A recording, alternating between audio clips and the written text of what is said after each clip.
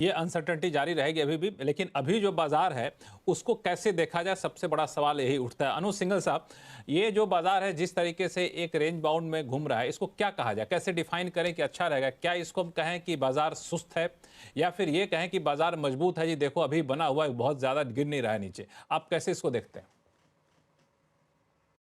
देखिए लक्ष्मण जी, वीकेंड है तो इसके लिए मुझे वो, सिंस आपने पूछा, मुझे वो डायलॉग याद आ रहा है अजीत का कि इसे लिक्विड ऑक्सीजन में डाल दो। लिक्विड इसे जीने नहीं देगा और ऑक्सीजन इसे मरने नहीं देगा। तो इस समय मार्केट की भी हालत वही है। एफआईआई के आउटफ्लोज मार्केट को ऊपर नहीं आने दे रहे, लेकिन लोअर लेवल पर डोमेस्टिक लिक्विडिटी और रिटेल की बाइंग इसको नीचे नहीं गिरने दे रहे। लेकिन आज और इस हफ्ते एक इंटरेस्टिंग चीज़ हुई कि बैंक निफ्टी में थोड़ा मोमेंटम आया और बैंक निफ्टी हाईएस्ट क्लोज देकर गया। तो अब अगर ये मोमेंटम, बैंकों का मोमेंटम, अगले हफ्ते आरबीआई की पॉलिसी भी है, अगर यहाँ कैरी हो जाए, मार्केट ने देखिए भले ही 25,000 ना तोड़ा हो, लेकिन मार्केट कोलैप्स भी नहीं कर रहा है। इवन अगर आप फ्राइडे को भी देखें तो मार्केट इंट्राडे से में घूम भी गया, हालांकि फिर सेलिंग आ गई, लेकिन ऐसा भी नहीं है कि मार्केट 24,500 तोड़कर उसके नीचे बंद हो रहा है। तो एक रेंज बन गई है मार्केट की 24,500 से 25,000 की, 24,750 के आसपास का फलक्रम है उसमें, उसके आसपास मार्केट घूम रहा है। कुछ और टाइम दीजिए इसे, शायद इस रेंज में, लेकिन आप इंडिविजुअल स्टॉक्स पर फोकस कर सकते हैं, वहाँ बहुत अच्छा मोमेंटम है। मेरी पर्सनल फीलिंग ये है कि जिस तरीके का मानसून का फैक्टर हावी होगा मार्केट पर, जो टैक्स कट हुए थे, रेट कट्स हुए थे, मुझे लग रहा है इवेंचुअली मार्केट ब्रेकआउट दिखाएगा।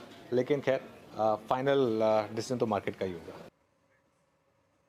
बिल्कुल, आगे चल के मार्केट एक ब्रेकआउट दिखाएगा। अभय अग्रवाल साहब, आपने सुना अनुज जी को, उनका कहना है कि एक बड़ा ट्रिगर जो है वो आपको आरबीआई के अगले हफ्ते के जो रेट कट की संभावना है वो एक रहेगा, और बाकी मानसून देख ही रहे हैं समय से पहले कितना अच्छा हो चला है। तो ये सारे फैक्टर को मान के चला जाए कि बाजार की जो सुस्ती अभी देखने को मिल रही है वो थोड़ी दूर होती दिखेगी। जी, बिल्कुल दिखेगी। इनफैक्ट अनुज के शो में मंडे को ही हमने चर्चा करी थी इसके बारे में। मेरा व्यू ये है कि जो अभी टेक्निकली भी जो फ्लो है मार्केट में, जो कन्वर्सेशंस हो रही हैं इन्वेस्टर्स के साथ, डोमेस्टिक लार्ज इन्वेस्टर्स और फॉरेन इन्वेस्टर्स के साथ, उनका यही पूछना है कि अपॉर्च्युनिटीज़ कहाँ हैं? क्योंकि कुछ सेक्टर्स हैं, कुछ स्टॉक्स हैं जो थोड़े हाई है वैल्यूएशन के लेवल पे, तो उनका कंफर्ट नहीं है।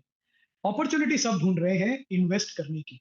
और अभी मुझे लगता है कि मार्केट इसलिए थोड़ा साइडवेज कंसोलिडेट कर रहा है क्योंकि अ, अभी तक कन्विक्शन बाय लिस्ट का इतना ज़्यादा नहीं है। पर मुझे लगता है ये एक थोड़े दिन की बात है। मुझे लगता है कि मार्केट डेफिनिटली ब्रेकआउट करेगा टुवर्ड्स द हायर साइड।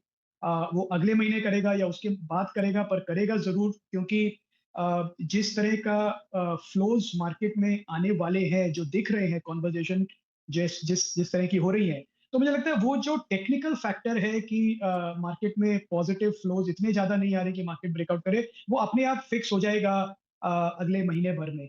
और जैसे सभी पैनलिस्ट भी चर्चा करें, लक्ष्मण जी आपने भी कहा, काफी सारी चीजें हैं जो एक पॉजिटिव मोमेंटम क्रिएट कर रही है। इंडिया में हम 7% ग्रोथ की बात कर रहे हैं, ग्लोबल लेवल से 3 गुना ज्यादा है।